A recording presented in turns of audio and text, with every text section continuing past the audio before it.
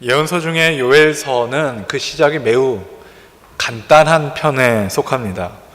오늘 우리가 읽은 요엘서 1장 1절을 보면 요엘서는 부두엘의 아들 요엘에게 임한 여호와의 말씀이라 이렇게 시작하고 있습니다. 요엘이란 사람이 부두엘의 아들이다 이것만 나와 있지, 이 사람이 도대체 어떤 사람인지, 혹은 어느 지역 출신 사람인지, 또는 어느 시대에, 어느 왕 때에, 어느 지역에서 활동한 사람이었는지 전혀 아무런 정보가 쓰여 있지 않습니다. 다른 예언서들을 보면 누구의 증손이요, 누구의 현손이요, 어느 왕 때에 누구에게 임한 하나님의 말씀이다, 이렇게 아주 좀 장황하게 정보가 많이 나와 있는데, 요엘서는 그런 게 하나도 없이 그냥 부두엘의 아들 요엘에게 임한 여호와의 말씀이라 이렇게 되어 있습니다.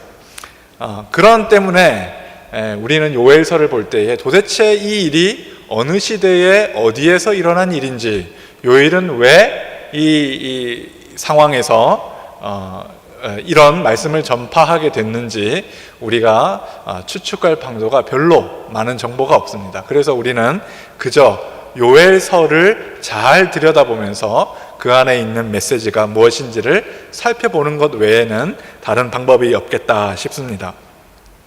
그래서 요엘서를 잘 들여다보니까 그 안에 쓰여있는, 요엘서를 시작하자마자 쓰여있는 이야기가 하나 있는데, 그 당시에 굉장히 큰 재난이 있었다 하는 것을 알 수 있습니다. 그 재난이 뭐냐 하면 다름 아니라 전무후무한 메뚜기 떼의 습격을 당한 것이죠. 그래서 오늘 말씀에 요엘서의 1장 2절부터 4절 말씀도 그렇습니다. 제가 한번 읽어봅니다. 늙은 자들아, 너희는 이것을 들을지어다. 땅의 모든 주민들아, 너희는 귀를 기울일지어다. 너희의 날에나 너희 조상들의 날에 이런 일이 있었느냐? 너희는 이 일을 너희 자녀에게 말하고, 너희 자녀는 자기 자녀에게 말하고, 그 자녀는 후세에 말할 것이니라. 팥중이가 남긴 것을 메뚜기가 먹고, 메뚜기가 남긴 것을 느치가 먹고, 느치가 남긴 것을 황충이 먹었도다. 그러니까 아주 큰 재난이죠. 남은 게 하나도 없을 정도로. 이 메뚜기 떼가, 큰 메뚜기 떼가 한 번 왔는지 아니면 계속해서 연달아 몇 차례씩 오게 되었는지 그건 잘 모르겠어요. 그러나 어쨌든 어마어마한 메뚜기 떼, 그것도 굉장히 종류가 다양한, 오늘 우리가 읽은, 좀 전에 제가 읽어드린 말씀에는 팥중이, 메뚜기, 느치, 황충 이런 것들 다 메뚜기과에 속하는 그런 곤충들입니다. 이런 다양한 종류의 메뚜기가 한꺼번에 몰려와서 이스라엘을 굉장히 어렵게, 경제적으로 어렵게 만든 일이 벌어졌다 하는 것을 알 수 있습니다. 요엘 2장 4절, 오늘 우리가 읽은 말씀 전에 2장 4절부터 11절까지를 보면은 이 메뚜기 떼가 어떻게 덮쳤는지, 이스라엘을 덮쳤는지 그 장면이 굉장히 생생하게 나와 있습니다. 한번 제가 읽을 테니까요, 2장 4절부터 한번 눈으로 따라오시면서 같이 읽어보시면 좋겠습니다. 그의 모양은 말 같고 그 달리는 것은 기병 같으며, 그들이 산 꼭대기에서 뛰는 소리는 병거 소리와도 같고, 불꽃이 건물을 사르는 소리와도 같으며, 강한 군사가 줄을 벌이고 싸우는 것 같으니, 이 앞에서 백성이 질리고 무리의 낯빛이 하얘졌도다. 그들이 용사같이 달리며 무사같이 성을 기어오르며, 각기 자기의 길로 나아가되 그 줄을 이탈하지 아니하며, 피차에 부딪히지 아니하고 각기 자기의 길로 나아가며 무기를 돌파하고 나아가나 상하지 아니하며, 성중에 뛰어들어가며 성 위에 달리며 집에 기어오르며 도둑같이 창으로 들어가니, 그 앞에서 땅이 진동하며 하늘이 떨며 해와 달이 캄캄하며 별들이 빛을 거두도다. 여호와께서 그의 군대 앞에서 소리를 지르시고 그의 진영은 심히 크고 그의 명령을 행하는 자는 강하니, 여호와의 날이 크고 심히 두렵도다. 당할 자가 누구이랴. 저는 이 구절을 쭉 읽으면서 어떤 장면이 생각나냐면요, 그 춘향전, 판소리 춘향전에 춘향 이몽룡이 암행어사가 돼가지고 암행어사 출두요 이러면 나오는 그 장면들 있죠. 그 휘모리 장단에 맞춰가지고 막 아닙니까? 네. 그래서 막 사람들이 아주 혼비백산에서 도망가는 장면들을 막 이렇게 하는데 아마 그거 비슷해요. 이 메뚜기 떼가 어떻게 이스라엘을 덮쳤는가 그 장면들을 막 묘사하는 게 그런 장면하고 아주 유사하게 들립니다. 그래서 어떻습니까? 읽어보니까 2장 4절부터 11절까지의 이야기를 그 말씀을 우리가 들으니까 아하, 진짜로 어마어마하게 태양이 햇빛이 빛을 잃을 정도로 캄캄하게 메뚜기 떼가 덮쳐서 성벽도 집안도 창문도 무기도 다 소용없이 다 뚫어버리고 모든 것을 말끔하게 쓸어가 버리는 그런 장면들이 머릿속에 그려지지요. 그리고 이 묘사의 마지막, 오늘 우리가 읽은 11절의 말씀, 오늘 우리 본문 11절 말씀에는 바로 이 날이 바로 여호와의 날이다, 그렇게 선포하고 있어요. 이 구약 성경에는 여호와의 날이라는 문구가 종종 나옵니다. 특히 예언서에 많이 나오죠. 이 여호와의 날은 일종의 전문 용어입니다. 그래서 이스라엘에게 굉장히 특별한 의미를 가지고 있는 단어가 여호와의 날이라는 단어예요. 이 여호와의 날은 하나님께서 자기 백성을 대신해서 원수의 나라들과 싸우시는 날을 의미합니다. 전사 대신, 장군 대신 우리 하나님께서 전쟁에 출정하셔서 온 세상 민족들을 대신하여, 이스라엘 대신하여 싸우고 그 나라들과 대신하여 싸우기 때문에 그 이방의 나라들이, 그동안에 이스라엘을 괴롭혔던 그 주변의 이방 민족들이, 이방 나라들이 두려워서 벌벌 떨게 되는 그런 때, 그런 날, 그날을 바로 여호와의 날이다, 그렇게 이야기했습니다. 그 대표적인 사례가 뭐였냐면은 바로 이스라엘이 애굽에서 출애굽하던 때, 애굽에서 탈출하던 그때라고 할 수 있습니다. 열재앙, 이스라엘이 애굽을 탈출할 때 그 애굽에 내렸던 10가지 재앙들을 물론 여러 가지 방법으로 우리가 설명을 합니다마는 어떤 분들은 그 재앙 하나하나마다 이집트, 애굽의 신들, 그것을 관장하고 있는 신들을 하나님께서 이기신 사건이다, 그렇게 설명하는 것을 혹시 들어본 적이 있으셨을지도 모르겠어요. 예를 들어서 첫 번째 재앙이면 어떤 재앙이겠습니까? 애굽의 그 나일강이 다 피로 물들어버린, 빨갛게 물들어버린 그런 사건이죠. 이 나일강의 신을 하나님께서 이기신 사건이다, 그렇게 보는 겁니다. 그리고 마지막에 암흑이 오고, 태양빛이 가려져서 암흑이 오고 장자들이 다 죽죠. 이 암흑이 오는 것은 애굽이 섬기던 태양의 신, 가장 높은 신이죠. 라라고 해요. 태양의 신 라를 이겨버린 그런 사건이다, 그렇게 하나하나마다 10가지 재앙마다 다 그에 걸맞는 신들이 다 존재하는 겁니다. 그 신들을 다 이기시고 무력화시키시고, 그래서 이스라엘을 드디어 마지막에 그 최고의 신인 태양의 신 라까지 하나님께서 물리치신 다음에 거기에서 그 이집트의 신에게서 노연하도록 하는 사건, 그렇게 우리가 해석을 하기도 하거든요. 그러니까 그렇게 따지면 이 열재앙을 통해서 하나님께서는 출애굽 때에 애굽의 모든 우상들을 물리치시고, 또 그 이후에 미련을 못 버리고 쫓아오는 애굽의 군대들을 홍해를 통하여 홍해를 갈라서 엎어버리심으로써 이집트가 가지고 있었던 최고의 자랑거리였던 군사력을 완전히 꺾어버리신 사건, 그것이 바로 이스라엘 사람들이 생각하기에는 그것이 바로 여호와의 날이다, 그렇게 생각했단 말이에요. 그러니까 다른 말로 하면은 여호와의 날은 어떤 날입니까?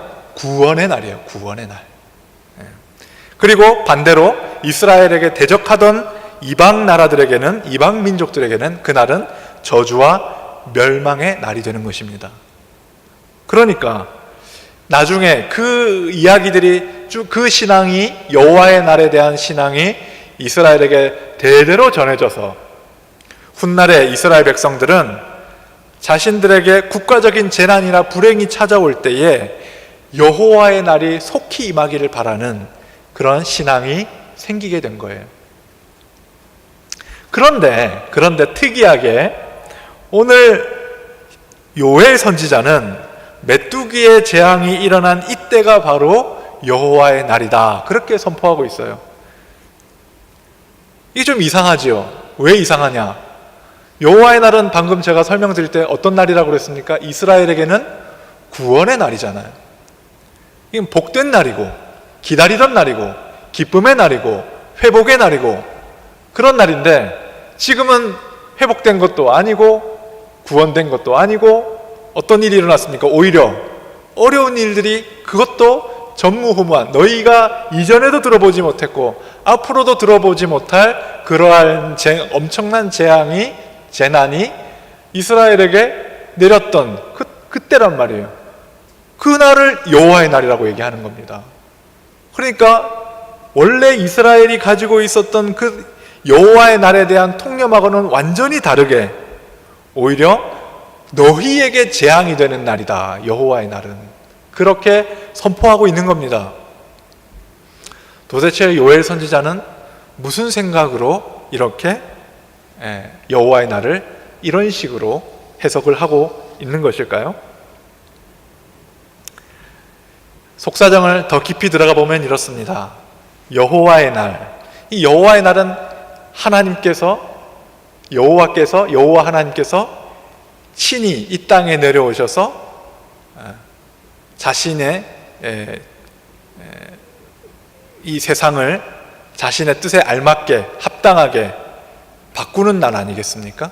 하나님의 통치가 이루어지도록 하는 날, 그런 날이 바로 여호와의 날인데, 그러니까 이 날은 다른 말로 하면 하나님의 정의가 실현되는 날이다, 그렇게 이야기할 수 있습니다.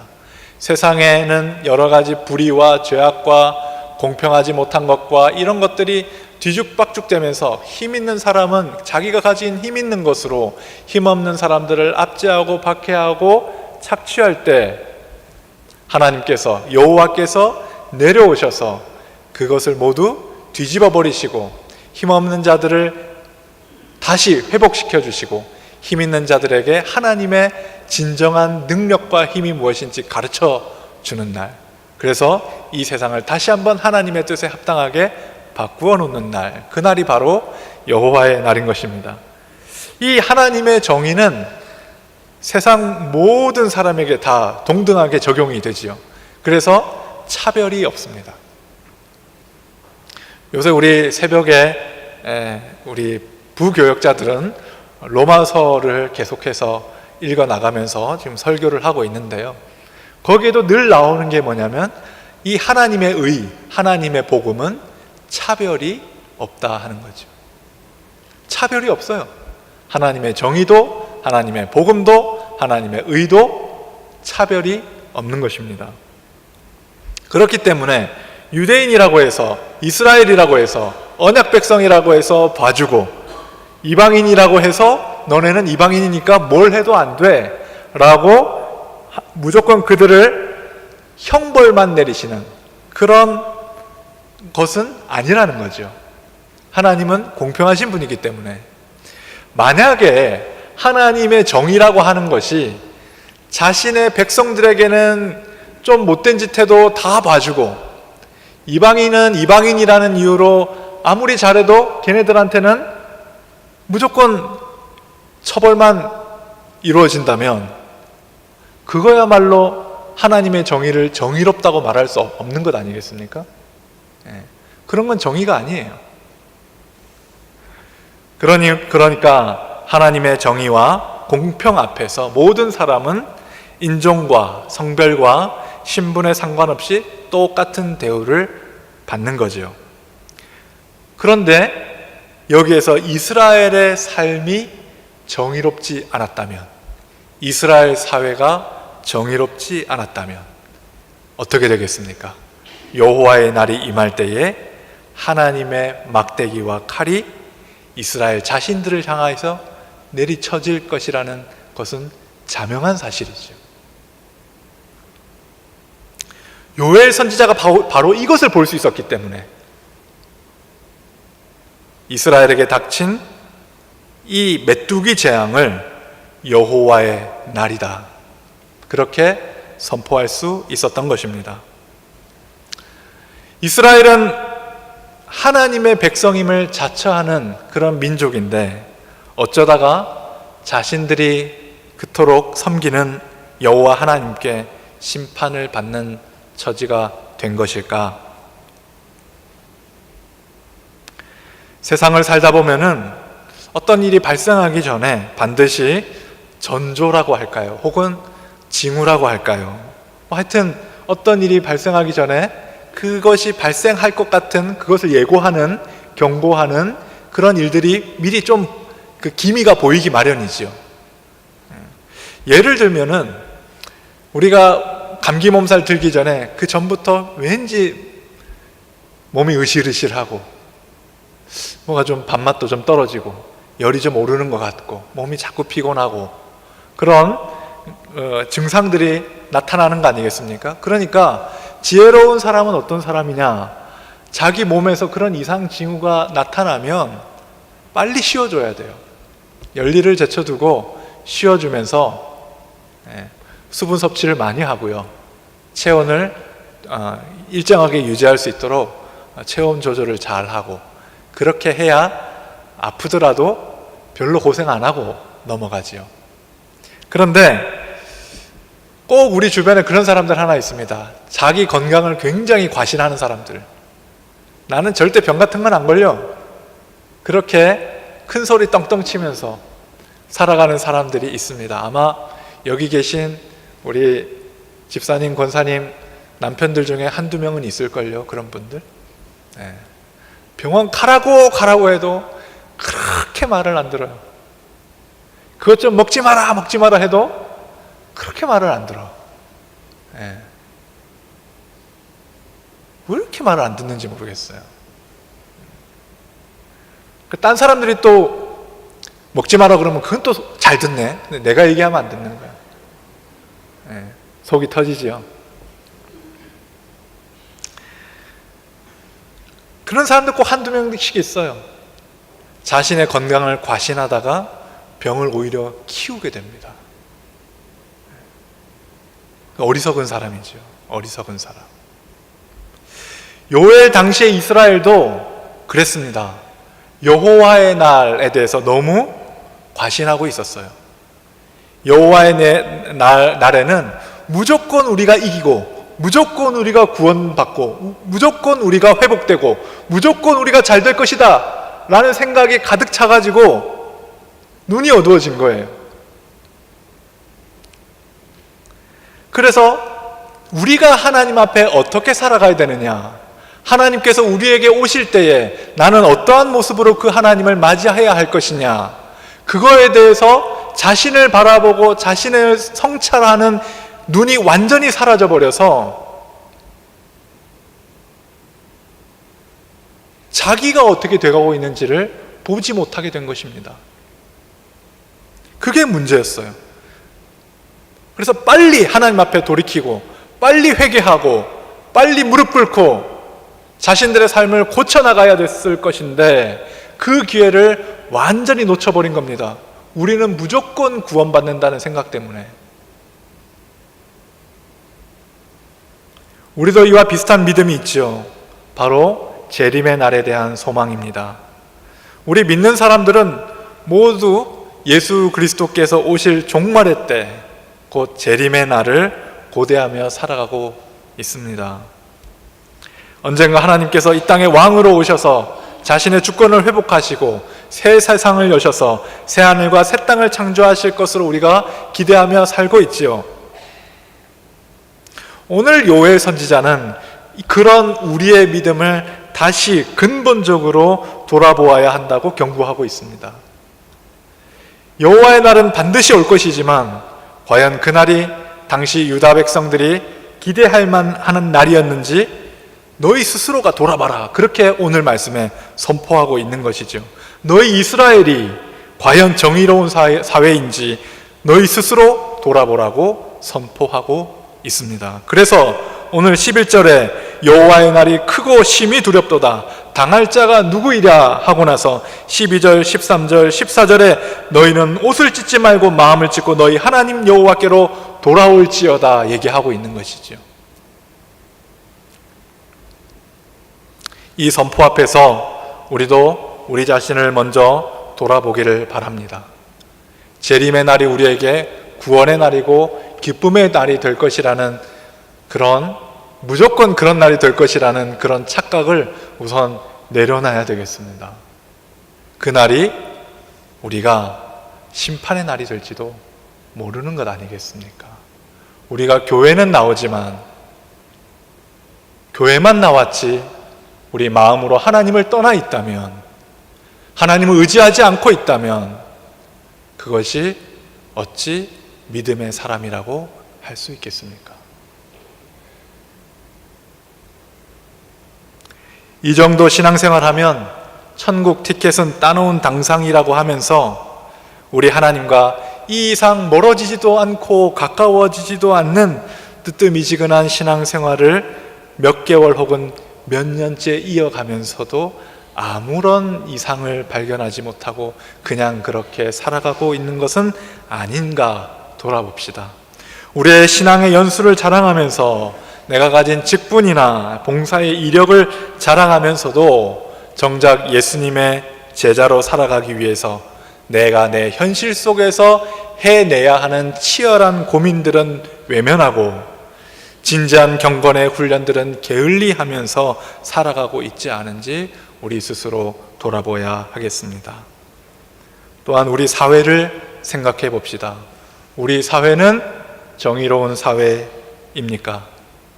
전직 대통령은 국정을 농단하고 사법부는 자신들의 이익에 따라 판결을 굽게 하며 군인들은 자신들의 권력 쟁취를 위해 호시탐탐 내란과 반역을 꾀하는 사회를 만든 장본인들이 우리에게 우리 자신이 아니라고 누가 장담할 수 있겠습니까?